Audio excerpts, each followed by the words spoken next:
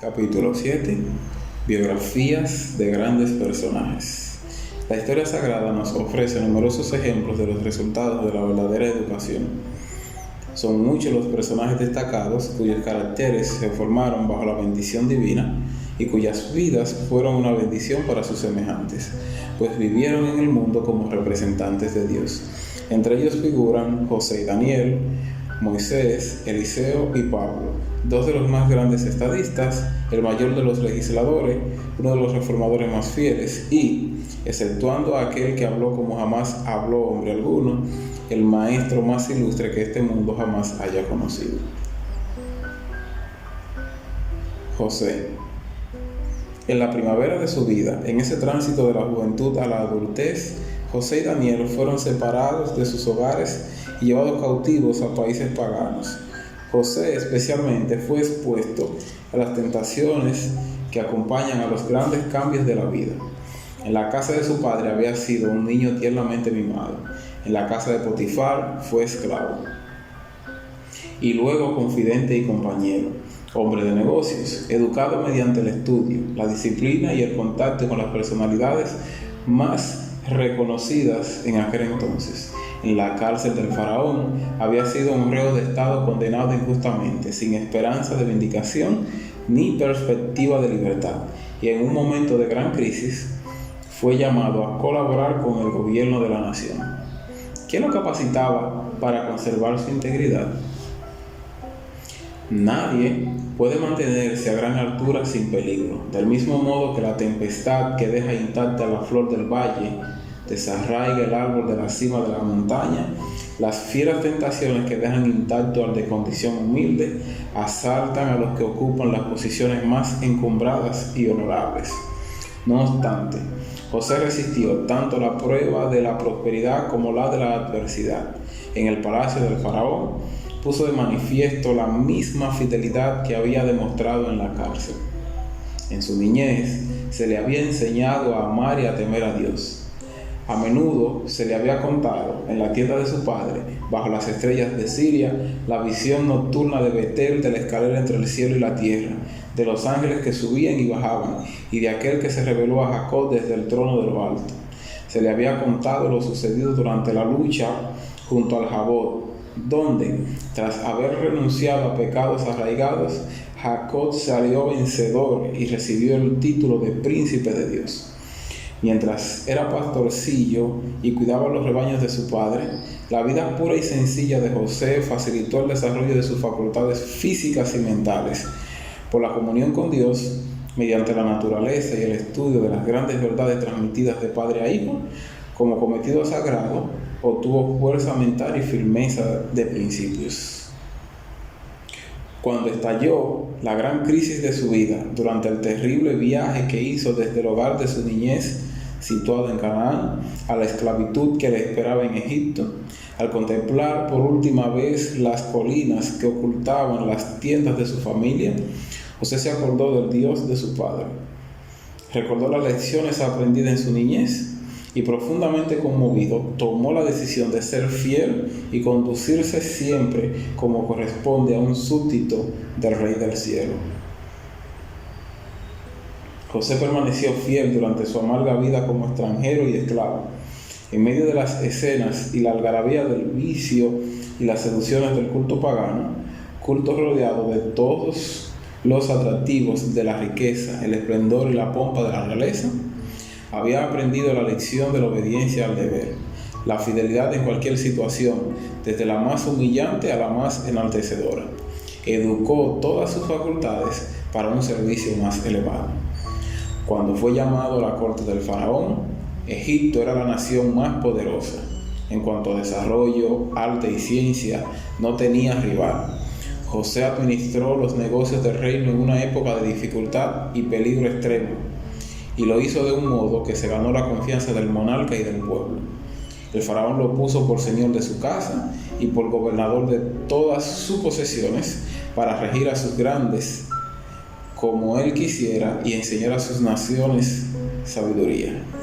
La inspiración ha puesto ante nosotros el secreto de la vida de José. Jacob, con palabras de belleza y poder divino, habló así de su hijo predilecto cuando bendijo a sus hijos. Rama fructífera es José, rama fructífera junto a una fuente. Sus vástagos se extienden sobre el muro, le causaron amargura, le lanzaron flechas, lo aborrecieron los arqueros, mas su arco se mantuvo poderoso, y los brazos de su mano se fortalecieron por las manos del fuerte de Jacob. Por el nombre del pastor, la roca de Israel, por el Dios de tu Padre, el cual te ayudará, por el Dios omnipotente, el cual te bendecirá con bendiciones de los cielos de arriba, con bendiciones del abismo que está abajo, con bendiciones de los pechos y del vientre. Las bendiciones de tu Padre fueron mayores que las de mis progenitores. Hasta el término de los collados eternos serán sobre la cabeza de José, sobre la frente del que fue apartado de entre sus hermanos. La lealtad a Dios, la fe en el invisible, constituían el ancla de José. En esto residía el secreto de su poder, y los brazos de sus manos se fortalecieron por las manos del fuerte de Jacob. Daniel, un embajador del cielo. Daniel y sus compañeros fueron aparentemente más favorecidos en su juventud por lo que le sucedió en Babilonia que José en los primeros años de su vida en Egipto. Sin embargo, fueron sometidos a pruebas de carácter apenas menos severas. De su hogar relativamente sencillo de Judea, aquellos jóvenes del linaje real fueron transportados a la ciudad más esplendorosa y a la corte del monarca más poderoso, donde fueron escogidos con el fin de ser educados para el servicio especial del rey. En aquella fastuosa y corrompida corte se vieron rodeados de fuertes tentaciones. Los vencedores se jactaban de que, siendo ellos adoradores de Jehová, estuvieran ahora cautivos allí, y que los vasos de la casa de Dios fueran colocados en el templo de los dioses de Babilonia, y que el propio rey de Israel fuera prisionero de los babilonios, como prueba de que su religión y su cultura eran superiores a la religión y la cultura de los hebreos. En aquellas circunstancias, por medio de las mismas humillaciones que eran consecuencia de que Israel se había apartado de los mandamientos de Dios, el Señor dio muestra a Babilonia de su supremacía, de la santidad de sus demandas y de los beneficios de la obediencia, y dio ese testimonio del único modo que podía ser dado, por medio de los que seguían siendo fieles. Una decisiva prueba les sobrevino a Daniel y sus compañeros al inicio de su carrera. La orden de que se les sirviera la comida de la mesa real era una expresión del favor del rey, así como del interés que tenía por el bienestar de ellos. Pero como una porción era ofrecida a los ídolos, la comida de la mesa del rey estaba consagrada a la idolatría, y si los jóvenes participaban de ella, se iba a considerar que rendían homenaje a los dioses falsos.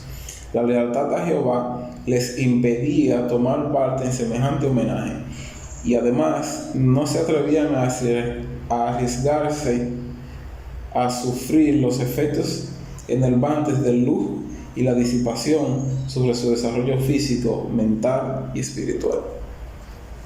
Una decisiva prueba les sobrevino a Daniel y a sus compañeros al inicio de su carrera. La orden de que se les sirviera la comida de la mesa real era una expresión del favor del rey, así como del interés que tenía por el bienestar de ellos. Pero como una porción era ofrecida a los ídolos, la comida de la mesa del rey estaba consagrada a la idolatría, y si los jóvenes participaban de ella, se iba a considerar que rendían homenaje a los dioses falsos.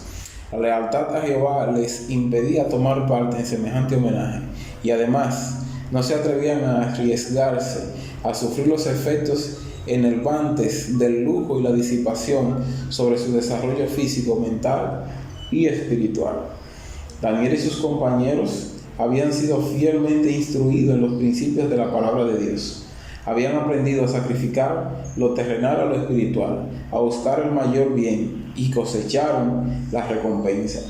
Sus hábitos de temperancia y su sentido de la responsabilidad que tenían como representantes de Dios les proporcionaron un optimismo. Daniel y sus compañeros habían sido fielmente instruidos en los principios de la palabra de Dios. Habían aprendido a sacrificar lo terrenal a lo espiritual, a buscar el mayor bien y cosecharon la recompensa. Sus hábitos de temperancia y su sentido de la responsabilidad que tenían como representantes de Dios les proporcionaron un óptimo desarrollo de las facultades del cuerpo, la mente y el alma. Cuando terminó su preparación, al ser comparados con los demás candidatos a los honores de la corte real, no fue hallado ninguno como Daniel, Ananías, Misael y Azarías. En la corte de Babilonia había representantes de todas las naciones, figuras de enorme talento e inteligencia, poseedores de la más refinada cultura. En la corte de Babilonia había representantes de todas las naciones, figuras de enorme talento e inteligencia, poseedores de la más refinada cultura que este mundo puede ofrecer. Y sin embargo, en medio de todos ellos, los cautivos hebreos no tenían rival. Eran incomparables en fortaleza y belleza física, en vigor mental y en conocimiento. En todo asunto de sabiduría. En la corte de Babilonia había representantes de todas las naciones, figuras de enorme talento e inteligencia, poseedores de la más refinada cultura que este mundo puede ofrecer. Y sin embargo, en medio de todos ellos, los cautivos hebreos no tenían rival. Eran incomparables en fortaleza y belleza física, en vigor mental y en conocimiento. En todo asunto de sabiduría e inteligencia que el rey les consultó, los halló 10 veces mejores que todos los magos y astrólogos que había en todo el reino. Inconmovible en su lealtad a Dios y firme en el dominio propio, la noble dignidad y el trato afable de Daniel le permitieron ganar en su juventud la gracia y buena voluntad del funcionario pagano a cuyo cargo estaba. Esas fueron las virtudes que caracterizaron toda su vida. En poco tiempo accedió al puesto de primer ministro del reino. Durante el reinado de sucesivos monarcas, al igual que cuando cayó la nación y se estableció un reino rival, su sabiduría y sus condiciones de estadista fueron tales, tan excelente su tacto, su cortesía y la bondad natural de su corazón, combinados con su fidelidad a los buenos principios, que hasta sus enemigos se vieron obligados a confesar que no podían hallar motivo alguno o falta, porque él era fiel. Mientras Daniel se aferraba a Dios con inquebrantable confianza, descendió sobre él el espíritu del poder profético. Mientras era honrado por los hombres con la responsabilidad de la corte y los secretos del reino, fue honrado por Dios como embajador suyo y aprendió a descifrar los misterios de los siglos futuros. Los monarcas paganos, gracias a su relación con el representante del reino, se vieron obligados a reconocer al Dios de Daniel. Ciertamente, el Dios vuestro, declaró Nabucodonosor, es Dios de dioses, Señor de los reyes y el que revela los misterios. Y Darío, en su proclama a todos los pueblos, naciones y lenguas que habitan en toda la tierra, ensalzó al Dios de Daniel como el Dios viviente que permanece por los siglos y cuyo reino no será jamás destruido, que salva y libra y hace señales y maravillas en el cielo y en la tierra. Fidelidad y honestidad. Por su sabiduría y su justicia, por la pureza y la bondad de sus acciones cotidianas, por su devoción a los intereses del pueblo, aunque era idólatra, José y Daniel demostraron ser fieles a los principios de la educación que habían recibido durante su niñez, fieles asimismo a aquel de quien eran representantes. Los dos fueron honrados por la nación entera, uno en Egipto, el otro en Babilonia. Un pueblo pagano y todas las naciones con las cuales estaban relacionados vieron en ellos un ejemplo de la bondad y la benevolencia divina, una ilustración del amor de Cristo. Qué gran éxito el de estos nobles hebreos. Al despedirse del hogar de su infancia, difícilmente podrían haber soñado con tan alto destino como el que les aguardaba. su personalidad fiel y firme, se entregó a la dirección divina para que el Señor pudiera cumplir su propósito por medio de ellos. Dios desea revelar hoy, por medio de los jóvenes y niños, las mismas verdades poderosas que reveló mediante aquellos personajes. Las biografías de José y Daniel constituyen una ilustración de lo que el Señor hará por los que se entregan a Él y se esfuerzan de todo corazón por llevar a cabo los propósitos divinos. Dios desea revelar hoy por medio de los jóvenes y niños las mismas verdades poderosas que reveló mediante aquellos personajes. La biografía de José y Daniel constituye una ilustración de lo que el Señor hará por los que se entreguen a Él. Dios desea revelar hoy por medio de los jóvenes y niños las mismas verdades poderosas que reveló mediante aquellos personajes. Las biografías de José y Daniel constituyen una ilustración de lo que el Señor hará por los que se entregan a Él y se esfuerzan de todo corazón por llevar a cabo los propósitos divinos. La mayor necesidad del mundo es la de hombres que no se vendan ni se compren, hombres que sean sinceros y honrados en lo más íntimo de sus almas, hombres que no teman dar al pecado el nombre que le corresponde, hombres cuya conciencia sea tan leal al deber como la brújula al polo, hombres que se mantengan de parte de la justicia, aunque se desplomen los cielos y la tierra. Ahora bien, semejante carácter no es el resultado de las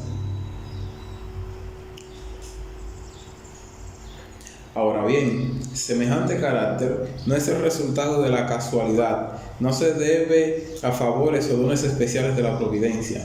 Un carácter noble es el resultado de la autodisciplina, de la sujeción de nuestra naturaleza inferior a la superior, de la entrega del yo al servicio de amor a Cristo y a la humanidad. Es necesario inculcar en los jóvenes la verdad de que sus dones no le pertenecen. La vitalidad, el tiempo, el talento son tesoros que nos han sido prestados, pertenecen a Dios y todo joven debería decidir darle el uso más adecuado. Él es una rama de la cual Dios espera fruto, un mayordomo cuyo capital tiene que producir dividendos, una luz para iluminar la oscuridad del mundo. Cada joven y niño tienen una obra que hacer para la honra de Dios y beneficio de sus semejantes. Cada joven y niño tiene una obra que hacer para la honra de Dios y beneficio de sus semejantes. Eliseo y su fidelidad en las cosas pequeñas. Los primeros años de vida del profeta Eliseo transcurrieron en la quietud de la vida campestre bajo la enseñanza de Dios y la naturaleza, y la disciplina del trabajo útil. En una época de apostasía generalizada, su familia se contaba entre los que no habían doblado sus rodillas ante Baal. En el hogar de Eliseo se honraba a Dios, y la fidelidad al deber era la norma de la vida cotidiana. Como hijo de un acaudalado agricultor, Eliseo había echado mano del trabajo que tenía más cerca. Aunque poseía aptitudes para el liderazgo, había sido instruido en el desempeño de los deberes cotidianos comunes. Para ser un buen dirigente, tuvo que aprender a obedecer. La fidelidad en las responsabilidades pequeñas lo capacitó para llevar las responsabilidades mayores. Aunque era dócil y manso, Eliseo poseía también energía y firmeza. Abrigaba el amor y el temor de Dios, y de la humilde rutina del trabajo diario tuvo dominio propio y nobleza de carácter, y creció en la gracia y el conocimiento divino. Mientras cooperaba con su padre en las labores domésticas, aprendía a cooperar con Dios. Eliseo recibió el llamamiento profético cuando estaba arando el campo con los criados de su padre, y cuando Elías, que había sido dirigido por Dios para elegir a su sucesor, echó su manto sobre los hombros del joven, Eliseo reconoció y obedeció la orden. Se fue tras Elías y lo servía. No se esperaba que desde el mismo principio Eliseo asumiera grandes atribuciones. Las labores comunes siguieron constituyendo su disciplina. Se dice que él vertía agua en las manos de Elías, su maestro. Como ayudante personal del profeta, siguió siendo fiel en los deberes pequeños, mientras diariamente confirmaba su propósito de consagrarse a la misión que le había sido asignada por Dios. Cuando recibió el llamamiento, se puso a prueba su determinación. Al volverse para seguir a Elías, el profeta le dijo que regresara a su casa. Debía calcular el costo, decidir por sí mismo si quería aceptar o rechazar el llamamiento. Pero Eliseo comprendió el valor de dicha oportunidad. Por nada de este mundo hubiera dejado pasar la posibilidad de llegar a ser el mensajero de Dios, ni perder el privilegio de colaborar con su siervo. Pasado el tiempo, y cuando Elías ya estaba listo para ser trasladado, también Eliseo estaba listo para ser su sucesor. Nuevamente su fe y determinación fueron probadas. Mientras acompañaba a Elías en sus actividades de servicio, conociendo que la traslación del profeta estaba próxima, Elías en todos los lugares lo invitaba a que se volviera. Quédate ahora aquí, decía Elías, porque Jehová me ha enviado a Betel. Pero al manejar el arado, Eliseo había aprendido a no ceder ni desanimarse. Y entonces, al poner la mano en el arado en otro ramo de trabajo, no quería que nadie lo desviara de su objetivo. Y tan pronto como se le decía que volviera,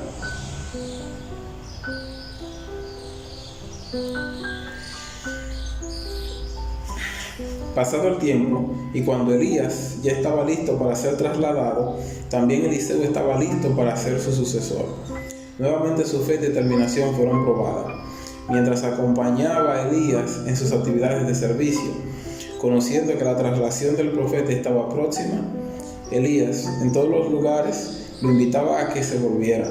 Quédate ahora aquí, decía Elías, porque Jehová me ha enviado a Betel. Pero al manejar el arado, Eliseo había aprendido a no ceder ni desanimarse. Y entonces, al poner la mano en el arado en otro ramo del trabajo, no quería que nadie lo desviara de su objetivo. Tan pronto como se le decía que se volviera, respondía: vive Jehová y vive tu alma, que no te dejaré. Y se fueron los dos y se detuvieron junto al Jordán. Tomó entonces Elías su manto, lo dobló y golpeó las aguas, las que se apartaron a uno y a otro lado, y ambos pasaron por lo seco. En cuanto pasaron, Elías dijo a Eliseo: pide lo que quieras que haga por ti, antes que yo sea arrebatado de tu lado. Eliseo dijo: te ruego que me dejes una doble porción de tu espíritu. Cosa difícil has pedido, le respondió Elías. Si me ves cuando sea separado de ti, te será concedido, pero si no, no. Aconteció que mientras ellos iban caminando y hablando, un carro de fuego con caballos de fuego los apartó a los dos, y Elías subió al cielo en un torbellino. Eliseo, sucesor de Elías. Al ver esto, Eliseo clamó: Padre mío, carro de Israel y su caballería, y nunca más lo vio. Entonces Eliseo tomó sus vestidos, los rasgó en dos partes, alzó luego el manto que se le había caído a Elías, regresó y se paró a la orilla del Jordán. Después tomó el manto que se le había caído a Elías, golpeó las aguas y dijo: ¿dónde está Jehová, el Dios de Elías? Apenas hubo golpeado las aguas del mismo modo que Elías, estas se apartaron a uno y a otro lado, y Eliseo pasó. Al verlo, los hijos de los profetas que estaban al otro lado en Jericó dijeron: el espíritu de Elías reposó sobre Eliseo. Fueron enseguida a recibirlo y se postraron delante de él. A partir de ese momento, Eliseo ocupó el lugar de Elías, y el que había sido fiel en lo poco demostró ser fiel en lo mucho. Elías, aquel poderoso personaje, había sido instrumento de Dios para vencer males gigantescos. Había desmantelado la idolatría que, sostenida por Acaz y la pagana Jezabel, seducía a la nación, y había dado muerte a los profetas de Baal. Todo el pueblo de Israel había sido profundamente conmovido, y muchos volvieron a adorar a Dios. Para suceder a Elías se necesitaba alguien que, mediante una instrucción cuidadosa y paciente, pudiera guiar a Israel por caminos seguros. La educación que recibió Eliseo durante sus primeros años bajo la dirección de Dios lo había preparado para dicha obra. La lección es para todos. Puede que no sepamos cuál es el propósito que Dios tiene al disciplinarnos, pero todos podemos tener la certeza de que la fidelidad en las responsabilidades pequeñas es evidencia de la idoneidad para asumir mayores responsabilidades. Cada acto de la vida constituye una revelación del carácter y solo aquel que en los pequeños deberes muestra ser obrero que no tiene de qué avergonzarse será honrado por Dios con responsabilidades mayores. Moisés, poderoso por la fe. Cuando quedó privado del cuidado protector del hogar de su infancia, Moisés era menor que José y Daniel, y, sin embargo, su carácter ya había sido modelado por los mismos instrumentos que modelaron la vida de estos. Moisés había pasado solamente 12 años con su familia hebrea, pero durante ese tiempo, una mujer que no es conocida como se merecería, estableció los cimientos de la grandeza que iba a alcanzar Moisés. A Jocabed, debido a su condición de mujer y de esclava, le estaba reservado un porvenir duro y sombrío. Sin embargo, el mundo no ha recibido beneficios mayores mediante ninguna otra mujer, con excepción de María de Nazaret. Sabiendo que su hijo había de pasar pronto de su cuidado al de quienes no conocían a Dios, se esforzó con la máxima dedicación a unir su alma con el cielo. Trató de implantar en su corazón el amor y la lealtad a Dios, y ella llevó a cabo con fidelidad esa obra. Ninguna influencia posterior pudo inducir a Moisés a renunciar a los principios de verdad que fueron el centro de la enseñanza de su madre. Del humilde hogar de Gosén, el hijo de Jocabed pasó al palacio de los faraones, al cuidado de la princesa egipcia que le dio la bienvenida como a un hijo muy querido y mimado. Moisés recibió en las escuelas de Egipto la más esmerada formación civil y militar. Dotado de grandes virtudes personales, de constitución y estatura atractivas, de mente cultivada y porte principesco, y renombrado como jefe militar, llegó a ser el orgullo de la nación. El rey de Egipto era también miembro del sacerdocio, y Moisés, aunque se negaba a participar en el culto pagano, fue iniciado en todos los misterios de la religión egipcia. Siendo todavía Egipto en ese tiempo la nación más poderosa y civilizada, Moisés, como futuro soberano, era el heredero de los mayores honores. Siendo todavía Egipto en ese tiempo la nación más poderosa y civilizada, Moisés, como futuro soberano, era el heredero de los mayores honores que el mundo podía otorgar. Eligió, no obstante, algo muy superior. Para gloria de Dios y la liberación de su pueblo oprimido, Moisés sacrificó las glorias egipcias. Entonces Dios se encargó especialmente de educarlo. Moisés todavía no estaba listo para llevar a cabo la obra de su vida. Tenía que aprender a depender del poder divino. No había comprendido adecuadamente cuál era el propósito de Dios. Moisés esperaba liberar a Israel por la fuerza de las armas. Para ello, lo arriesgó todo y fracasó. Derrotado y desalentado, pasó a ser fugitivo y exiliado en tierra extraña. En la escuela del desierto. Moisés pasó 40 años en los desiertos de Madián. En la escuela del desierto. Moisés pasó 40 años en los desiertos de Madián como pastor de ovejas. Aparentemente apartado para siempre de la misión de su vida, allí le fue impartida la disciplina esencial para su realización. Mediante el dominio propio debía adquirir sabiduría para gobernar a una multitud ignorante e indisciplinada. En el cuidado de las ovejas y los tiernos corderitos iba a conseguir la experiencia que lo convertiría en un fiel y tolerante pastor de Israel. Para llegar a ser representante de Dios, tenía que ser enseñado por él. Las influencias que lo habían rodeado en Egipto, el cariño de su madre adoptiva, su posición como nieto del rey, el lujo y el vicio que atraían en 1000 formas distintas, el sibariti. Las influencias que lo habían rodeado en Egipto, el cariño de su madre adoptiva, su posición como nieto del rey, el lujo y el vicio que atraían en Las influencias que lo habían rodeado en Egipto, el cariño de su madre adoptiva, su posición como nieto del rey, el lujo y el vicio que atraían en mil formas distintas, el sibaritismo, la sutileza y el misticismo de una religión falsa, habían impresionado su mente y su carácter. Todo aquello no existía en la austera sencillez del desierto. En medio de la impresionante soledad de aquellas imponentes montañas, Moisés se podía encontrar a solas con Dios. Por todas partes aparecía impreso el nombre del Creador. Moisés se sentía en su presencia y bajo la sombra de su poder. Allí desapareció su altanería.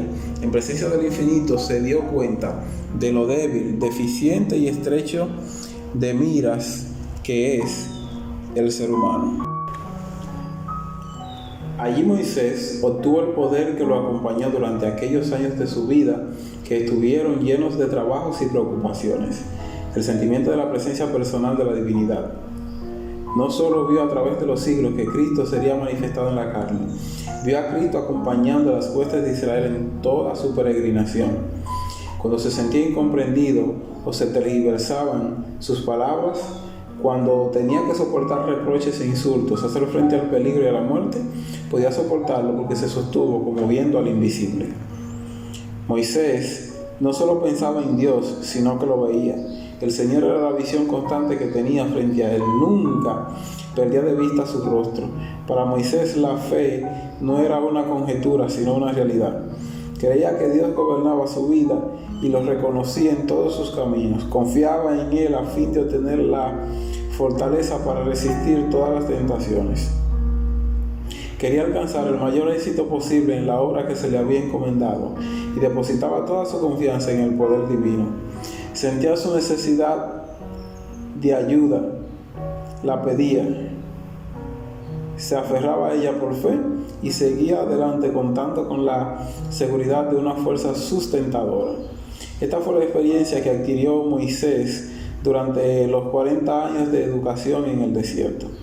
La sabiduría infinita no consideró este periodo como demasiado largo ni como demasiado elevado. El precio que costaba impartir una formación semejante.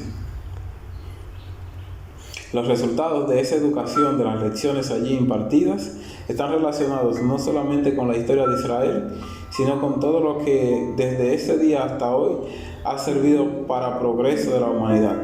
El mayor testimonio dado sobre la grandeza de Moisés, el juicio pronunciado sobre su vida por la inspiración es: nunca más se levantó un profeta en Israel como Moisés, a quien Jehová conoció cara a cara. Pablo, gozo en el servicio. Pablo, gozoso en el servicio. A la fe y la experiencia de los discípulos galileos que habían acompañado a Jesús, se le sumó en la obra del Evangelio el fogoso vigor y el poder intelectual de un rabino de Jerusalén. Al ser ciudadano romano, nacido en una ciudad gentil, al ser judío, no solo por ascendencia, sino por educación, celo patriótico y fe religiosa de toda una vida, y habiendo sido educado en Jerusalén por los rabinos más eminentes e instruido en todas las leyes y tradiciones de los antepasados, Saulo de Tarso era partícipe declarado del orgullo y los prejuicios de su nación. Siendo todavía joven, se convirtió en respetado miembro del Sanedrín. Era considerado promisorio y celoso defensor de la antigua fe. En las escuelas rabínicas de Judea, la palabra de Dios había sido sustituida por las especulaciones humanas. Las tradiciones e interpretaciones de los rabinos la despojaban de su poder. El engrandecimiento propio, el amor al poder, el obstinado exclusivismo, el fanatismo y el orgullo despectivo eran los principios y motivos predominantes de aquellos maestros. Los rabinos se enorgullecían de su prosperidad, no solamente sobre los ciudadanos de otras naciones, sino sobre las multitudes de la suya propia. Dominados por el odio hacia sus opresores romanos, abrigaban la esperanza de recobrar por la fuerza de las armas la supremacía nacional. Odiaban y perseguían a muerte a los seguidores de Jesús, cuyo mensaje de paz era tan opuesto a sus ambiciosos proyectos. Y en esa persecución, Pablo era uno de los más crueles e implacables protagonistas. En las escuelas militares de Egipto, Moisés había aprendido la ley de la fuerza, y esta enseñanza influyó tanto en su carácter que fueron necesarios 40 años de quietud y comunión con Dios y con la naturaleza a fin de prepararlo para dirigir a Israel según la ley del amor. Pablo tuvo que aprender la misma lección. A las puertas de Damasco, la visión del crucificado cambió por completo el curso de su vida. El perseguidor se convirtió en discípulo, el maestro en alumno. Los días de oscuridad pasados en la soledad en Damasco fueron como años para su vida. Su estudio lo constituían las escrituras del Antiguo Testamento, atesoradas en su memoria, y Cristo era su maestro. También fue para él una escuela la soledad de la naturaleza. Fue al desierto de Arabia para estudiar las Escrituras y aprender de Dios. Purificó su alma de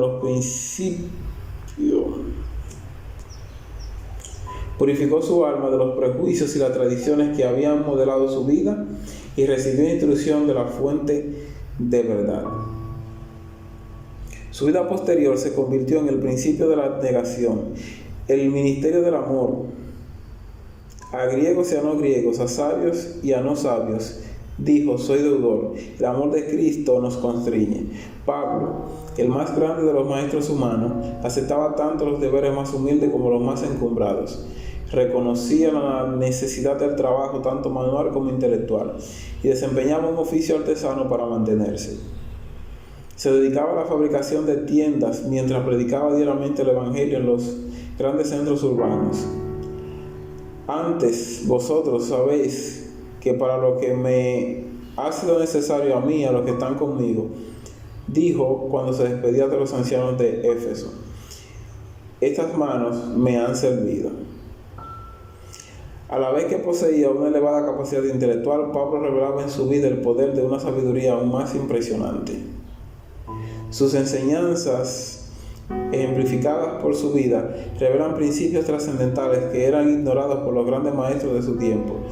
Poseía la más elevada de todas las sabidurías, la que nos permite adquirir rapidez de comprensión y bondad en el corazón, la que nos hace empatizar con los demás y nos ayuda a poner en acción lo mejor de nosotros e inspirar a nuestros semejantes a llevar una vida mejor. Escuchemos las palabras que pronunció ante los paganos del Listra.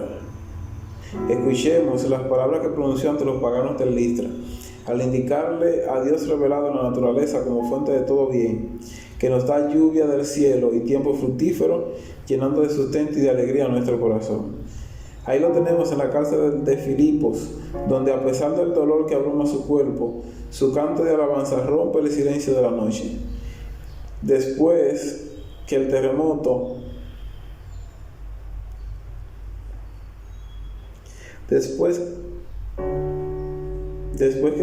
hubo abierto las puertas de la cárcel, se volvió a oír su voz dirigiendo palabras de aliento al carcelero pagano: no te hagas ningún mal, pues todos estamos aquí.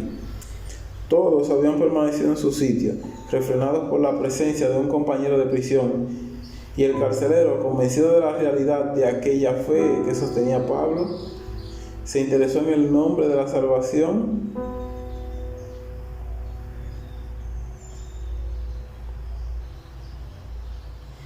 y el carcelero, convencido de la realidad de aquella fe que sostenía Pablo, se interesó en el camino de la salvación y con toda su familia se unió al perseguido grupo de discípulos de Cristo.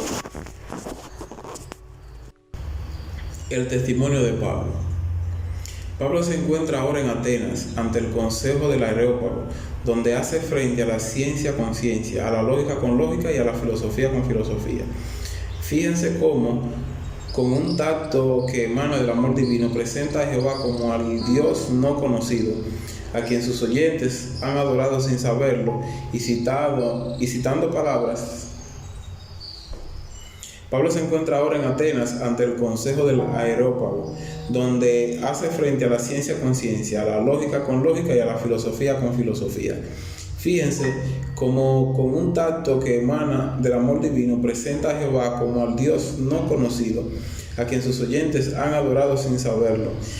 Y citando palabras de un poeta griego, lo presenta como el Padre del cual ellos son hijos. Escuchémosles exponer en esa época de castas sociales, cuando no se reconocían en absoluto los derechos del hombre como hombre, la gran verdad de la fraternidad humana, al declarar que Dios de una sangre ha hecho todo el linaje de los hombres para que habiten sobre la faz de la tierra. Luego muestra cómo en todo el trato de Dios con el ser humano se puede seguir como hilo rojo su propósito de gracia y misericordia. El Creador fijó el orden de los tiempos y los límites de su habitación para que busquen a Dios. Si en alguna manera palpando pueden hallarlo, aunque ciertamente no está lejos de cada uno de nosotros.